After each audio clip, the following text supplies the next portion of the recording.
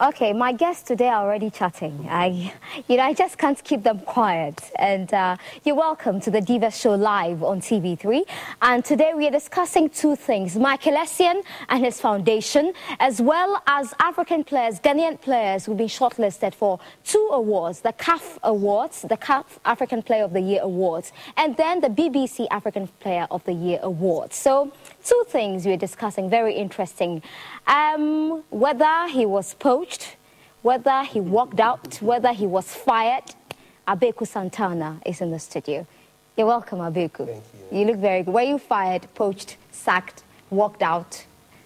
What happened? In other words, I moved on. I like that. And then the lady who represented, actually the only lady who's ever represented Ghana, the Big Brother, Mimi.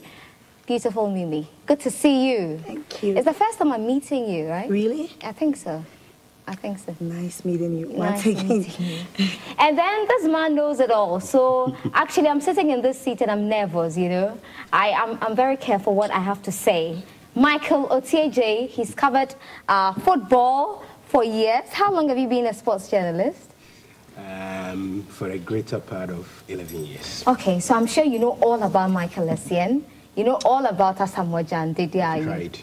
Okay. When you have to make a living off them, you have to know about them. It's like the way he knows about his music, you know. Yeah, that's true. That's true. Yesterday I read a comment on Facebook. Somebody wanted me to ask you why you start your show with gospel tunes and then in the latter part of the program you say a lot of terrible things.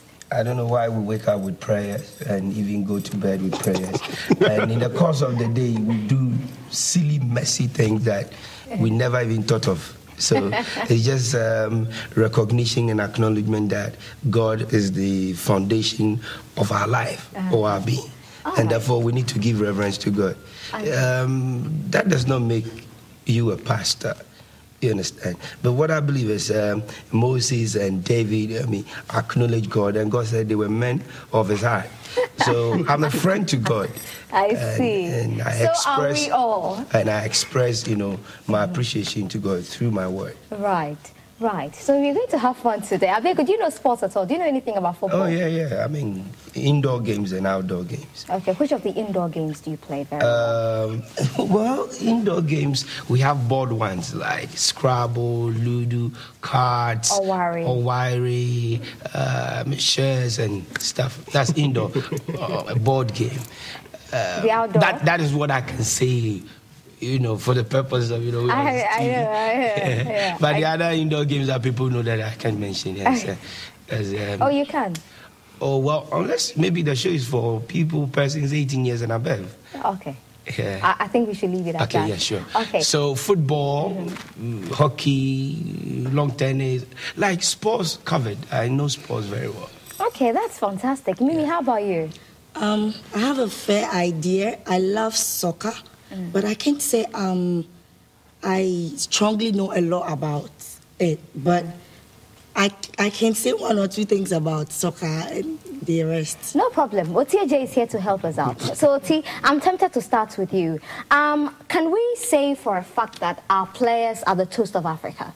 They've been nominated for the CAF African Player of the Year Awards and then the BBC African Player of the Year Awards. I think it depends on, I think the best inference you can make from it, I think definitely the correct one is that it's a reflection of what has been a really good 2010. Ghana reaching the finals of the Nations Cup in Angola, going on to reach the quarterfinals of the World Cup, which was only the 3rd time. And again, the manner the team went out. So if you look at the players who have been nominated with this, you mentioned the CAF Footballer of the Year. So you've got Asamoah Gyan, Didiaye, and Kevin Prince Boateng, who ironically has played less than 10 games for Ghana and, played for a side that went to relegation in England.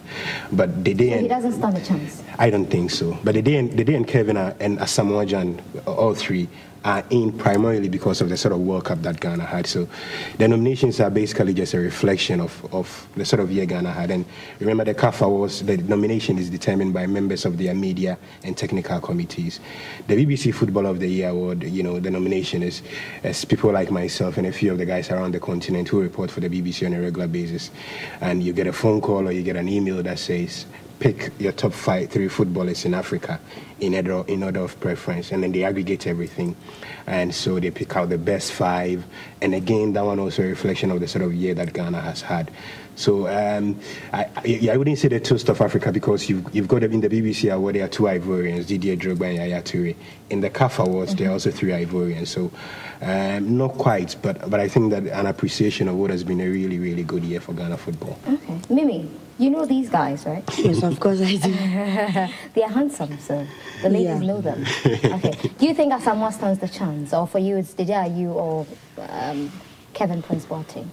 Yeah, I would have to agree with Michael because he knows better. But then the same way, I'd prefer Asamoah Gyan. I think he stands a better chance because I think he was able to among the 3. I think he outshines all of them. I'm basing my facts on the World Cup because I was there. I was at all the matches till Ghana was out. So I had the experience, and I think that he stands a better chance than the 2 of them. Okay. But for what they've done before then, I don't really know much, but I'm basing my facts on the World Cup. I think he outshines both of them. Okay, Abeiku, why are you staring her head out? Yeah, I'm just listening. Yeah, I mean, it's amazing she's talking football. Okay, so what do you think? Well, like she said, Asamoah stands tall among them because he has played fairly well in Europe, and he has come to England. See, England is the origination of football, soccer. If you play anywhere and you don't go to England, you haven't gone anywhere. So for me... Is that true, Oti? That's kind of layman's view, you know.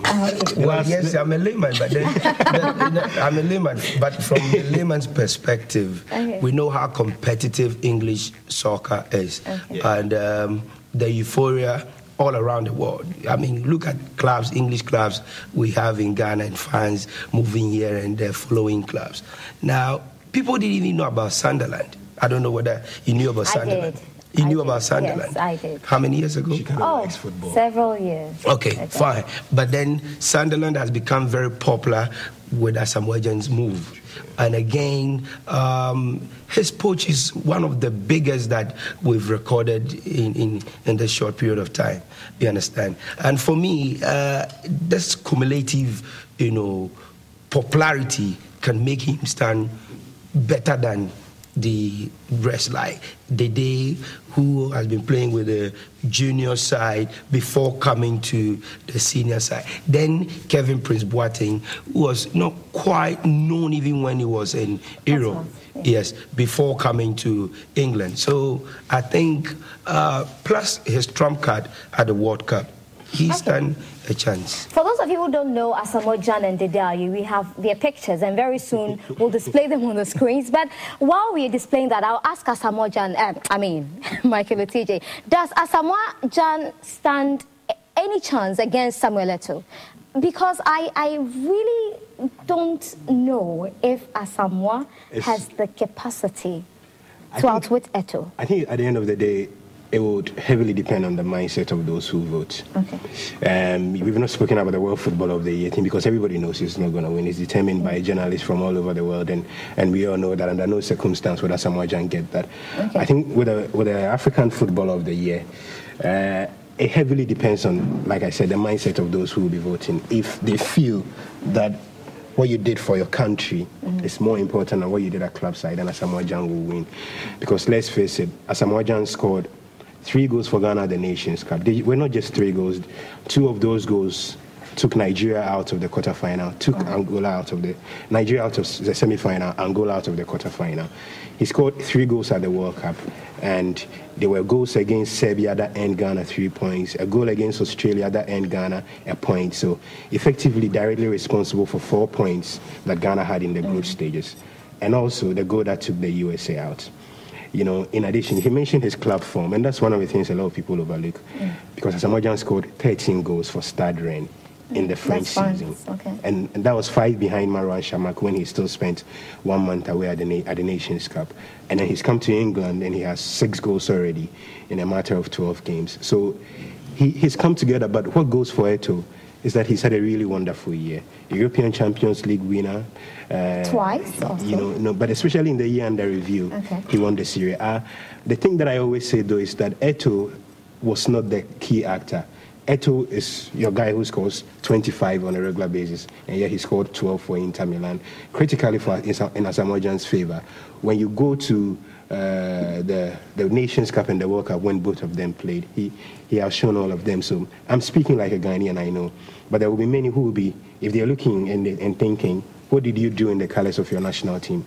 I have no doubt Asamoah Gyan will win. It's not always straightforward, but there is a history in the voting that suggests that the national team form, especially in the World Cup year, weighs heavily. And that's why I have a funny feeling that it could well be his year. And I think if it's his year, he will do quite a lot of singing there. I want him to win because of the dance. No, but the song will become a lot more. It's not the nicest song. I know you don't like that song. No, I can sing it from the top of my head, okay. But Would you dance to it? If I find myself somewhere and if I'm supposed to dance, every time I listen to it, I can't particularly figure. The arrangement sounds funny. I'm madly in love with music, so the arrangement sounds funny. Castro says African girls are sexy like cheese. Cheese, yeah. I can't for the life of me believe where that simile came from. How could you describe anybody? Sexy as far as cheese. I know, cheese is not sexy. I know. Cheese is so it's tacky. Maybe. About him winning, right? Yeah. Against Eto'o. You know Eto'o, right? Yeah, and you know course. Didier Drogba? Yeah. Okay. From a layman's point of view, and as a Ghanaian, I'd say I'd use what I know to judge this. I feel Asamoah Gyan should win because, well, I know they might consider previous histories about how the players have played. Well, as Michael explained, it's just a year under review. So. All right. For me, I think that because of how good Ghana did and how Asamoah Gyan took the advantage of that fact and shined, might be an advantage for him to win. And the fact that he did well. Also, and he was glaring. People could see him. He did so many things that made him so glaring. Therefore, I think that in the eyes of Africa and whatever, I don't know, the people who are supposed to judge or whatever, I think he should. I feel he deserves to win. But I don't know what they're going to base it on. But from the normal thing I know, I think I would want him to win. Okay. You play his song on radio, don't you? Okay. You like it? Very. Would you say the arrangement is... It's Castro again, though. Music is not about arrangement. Exactly. I wanted to say that, though. We've had songs that are quite, funny, but they make the hit. Yeah. If you compose, it's like commercial, any creativity. When you make it too polished, it doesn't sell. It had to be, crazy, weird, and that's what you're talking about it. Do you remember the polished songs that you've listened on radio that you can even sing on top of my... You don't even remember the lyrics. Legendary songs. Yeah, they're well arranged. Yes, it's fine. And it's the sexy polished. Like cheese is even what people want to. And that's what like you're he talking said about. this, and I'm like, I want to hear it, so play it. And that's and that's what you're talking about. And then it's popular. Exactly. It's popular because you see it as sin. So it's popular then. In 1997, 98, we had the song Amulanga. And people were singing, we didn't even understand it. But you see, what is Amulanga? He's a music expert, so I'm going to ask him a question that I put on my Facebook page. Right. Between Asamoah Gyan and Pharaoh, maybe you may feel like. Exactly. That's a good question. I'll go for Pharaoh. I'll go for Pharaoh. You go for Pharaoh. Because he has done, a couple of... Oh, no, I mean the rapping. No. If you know, like Asamoah Gyan says like 3 things in his rap. Jessica, Monica, Barbara. And then at some point he says that Ghana, are they there? Eto'o and Asamoah Gyan. I think still Asamoah Gyan stands a better chance than Eto'o. In the year of review, he's been in English football for just a pretty time, 12 matches, and he has 6 goals. Again, on the ranking, he's ranked number 14.